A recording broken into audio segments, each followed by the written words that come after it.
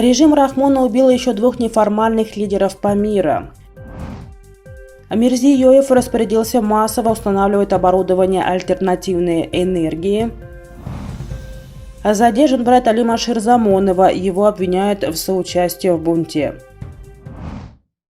Власти Таджикистана заявили о ликвидации 2 неформальных лидеров Памира, называя их главарями организованных преступных групп города Харок. Межведомственный штаб по обеспечению безопасности и общественного порядка в Горно-Бадахшанской автономной области заявил, что Мазоров Хурсан Мирзахаютович и Раджабов Зоир Карамхудуевич несколько раз официально вызывались в правоохранительные органы для проведения следственных действий. Однако каждый раз они умышленно отказывались выполнять законные требования административных органов. По утверждению штаба, при задержании Хурсан Мазоров и Зоир Раджабов не подчинились требованиям работников подразделения специального назначения о добровольной сдаче правоохранительным органам и оказали вооруженное сопротивление, применив гранаты F1 и автоматы Калашникова. Однако Памир Daily News со ссылкой на свои источники сообщает, что Мазоров и Раджабов, не желая сдаваться силовикам, совершили самоподрыв и погибли.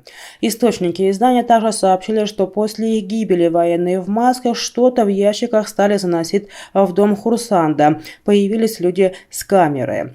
Межведомственный штаб утверждает, что после ликвидации Мазорова и Раджабова обнаружено большое количество оружия, в том числе пулеметы и автоматы Калашникова, противотанковые гранатометы и так далее. Однако удивляет тот факт, что при перестрелке доблестные солдаты режима не получили ни царапины. Алим Ширзамонов, заместитель председателя Национального альянса Таджикистана, склонен к версии Памир Daily News и говорит, что они предпочли бы не идти на допрос, потому что следствие все напишет, как им выгодно. Если они хотят, им сверху указали, они могут найти и джавелини у тебя дома. Человек, который думает, что если он пойдет и все расскажет и будет сотрудничать со следствием, докажет свою правоту, ошибается. Ему припишут то, что хотят сами, сказал Ширзамонов.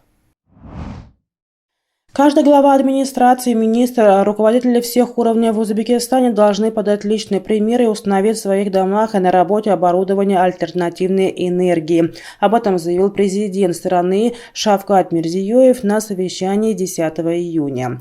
Он отметил, что вопрос широкого внедрения устройств на основе возобновляемых источников энергии имеет общенациональное значение.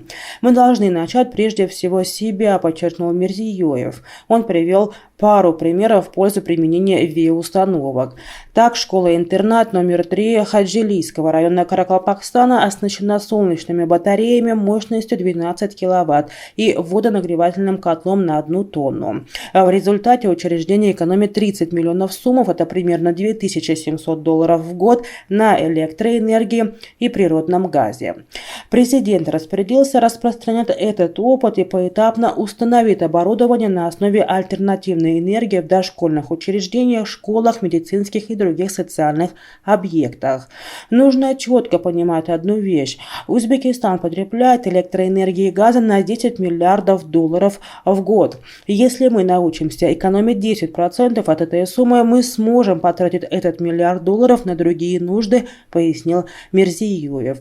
А вот в соседнем Таджикистане наоборот запрещены ввоз и установка оборудования альтернативной энергии, хотя народ несколько месяцев страдает от нехватки электричества и лимита. В Хароге также задержан Муслим Ширзамонов, брат заместителя председателя Национального альянса Таджикистана Алима Ширзамонова. Власти утверждают, что он был соучастником бунта Хурсанда Мазорова и Зоира Раджабова. По заявлению властей, в доме Муслима Ширзамонова был обнаружен автомат Калашникова с одним магазином, 18 патронов калибра 5,45 мм и 2 гранаты F1. Однако, по словам Алима Ширзамонова, его брат получил повестку и пришел на допрос к следователю. Он был задержан в кабинете следователя, а оружие в его дом подбросили позже. А разве человек, который идет на допрос к следователю, оставит дома автоматы и гранаты? Это полная чушь. Там были много свидетелей, которые видели, как они сами привезли оружие в дом брата, автомат, несколько гранат и пули, сообщил Ширзамонов сайту Пайо.